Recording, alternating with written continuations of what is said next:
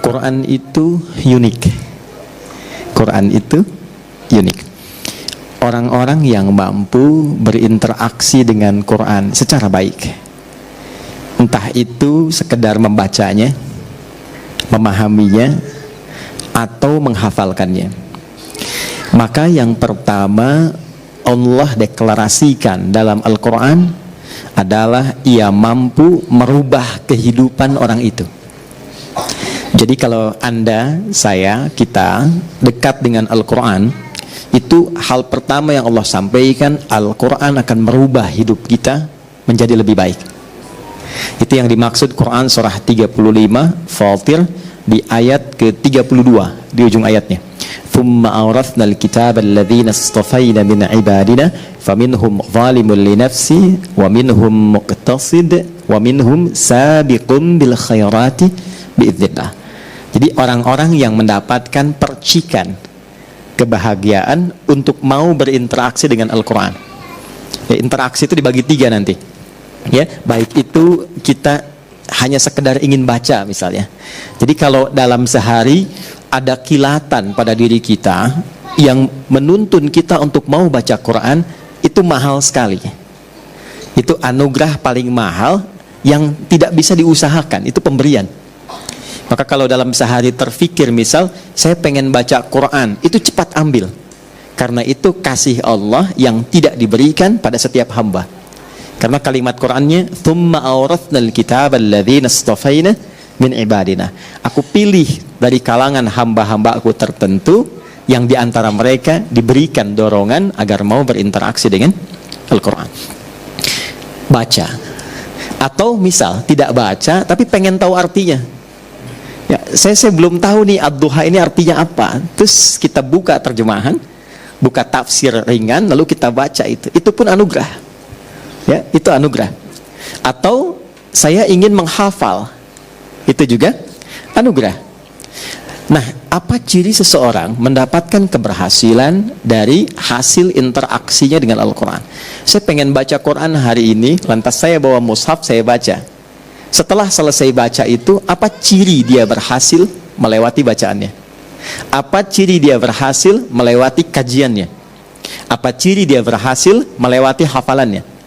Yang pertama kata Allah, perhatikan baik-baik kalimatnya, wa minhum sabiqun bil khairati biidznillah. Dia akan mendapat percikan kebaikan dari Al-Quran yang merubah dirinya. Nah, ini ada tahapan. Satu, Allah berikan ketenangan dulu. Jadi kalau teman-teman membaca Quran dan itu melahirkan ketenangan, kelapangan dalam hati, itu ciri anugerah pertama yang Allah berikan pada kita. Jadi kalau baca Quran pertama kali itu, jangan harap bertambah harta. Kalau bertambah harta, kerja. Ya? Oke. Baik. Kalau Anda ingin berharap kedudukan, berusaha. Tapi kalau Anda ingin mendapatkan ketenangan, silahkan salah satunya ambil wudhu, buka mushaf. Menariknya begini kadang-kadang.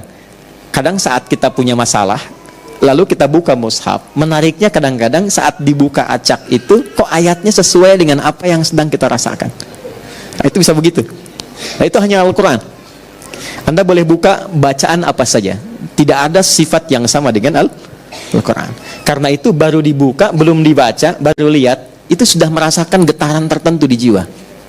Nah, itu yang dimiliki Al-Quran. Itu yang dimaksud Quran surah ke-8 Al-Anfal di ayat yang kedua. Wa idza tuliyat 'alaihim ayatuhu zadathum imana wa 'ala rabbihim yatawakkalun. Jadi kalau kita ditampakkan Al-Quran, baru lihat, dibacakan atau kita baca, ada getaran tersendiri dalam hati yang membuat kita merasa lebih nyaman dan dekat dengan Allah. Dua, saya agak cepat ya. Karena ini ada santri di sini, saya penting ingatkan dan termasuk kita. Ya. Quran semakin diinteraksikan, setelah mendapatkan ketenangan, Quran merubah kita menjadi lebih baik. Jadi maaf ya, adik-adikku yang di musyawarah ini yang belajar Quran, bukan berapa banyak yang Anda hafalkan. Kalau cuma mau hafal Quran gampang. Saya di Tripoli, itu kalau sedang dialog lintas agama, itu beberapa partner dialog itu non muslim hafal Quran.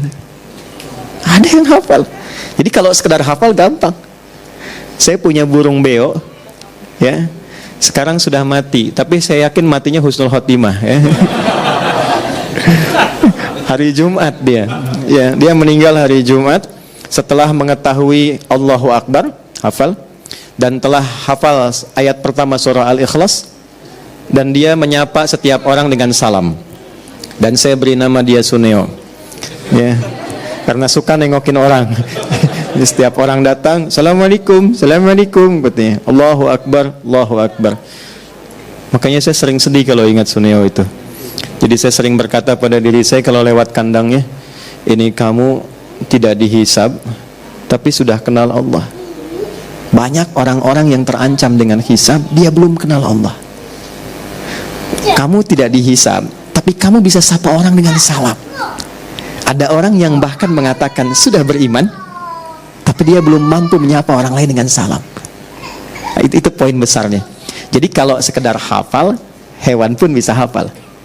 Tapi hafalan hewan itu tetap tidak merubah dia menjadi lebih baik. Ya, buktinya Suneo kalau pipis sembarangan tuh. Baik. Nah, maka teman-teman santri ya, ingat baik-baik. Semakin banyak yang dihafal, semakin merubah diri Anda lebih baik. Ya. Nah, tuh diingatkan tuh. Oh, ini penting tuh. Ya. Satu, dari ujung kepala sampai ujung kaki, lisannya mesti lebih lembut. Quran itu punya ciri khas. Kalau semakin dekat dengan Quran, semakin lembut pribadi kita. Ya. Dan itu auranya beda. Teman-teman kalau lihat Habib Umar lain kan ya? Ya. Habib Umar itu rahasia besarnya nggak pernah lepas dengan Quran. Jadi kalau safar dari Yaman ke sini, ya, itu di pesawat itu baru tidur. Kalau sudah lepas itu dengan Quran, tidur itu masih nempel Qurannya itu. Jadi nggak ada waktu satu pun kecuali dekat dengan Quran. Tempatnya sekarang bukan di tempat biasa, bukan di hotel, tapi di rumah Quran. Maka sejak teman-teman masuk dari gerbang ke sini dan duduk sampai dengan kembali, saya berharap dengan kita mengaji di tempat ini, setidaknya merubah kita lebih baik setelah pulang dari sini. Ya, nah, tak cukup dengan amin ya, nanti kita praktekkan tuh. Jadi begitu keluar, lisannya mesti lebih baik. Saya tidak pernah mengajarkan Anda untuk mencela orang. Ya, betapapun teman kita, kawan kita belum beriman.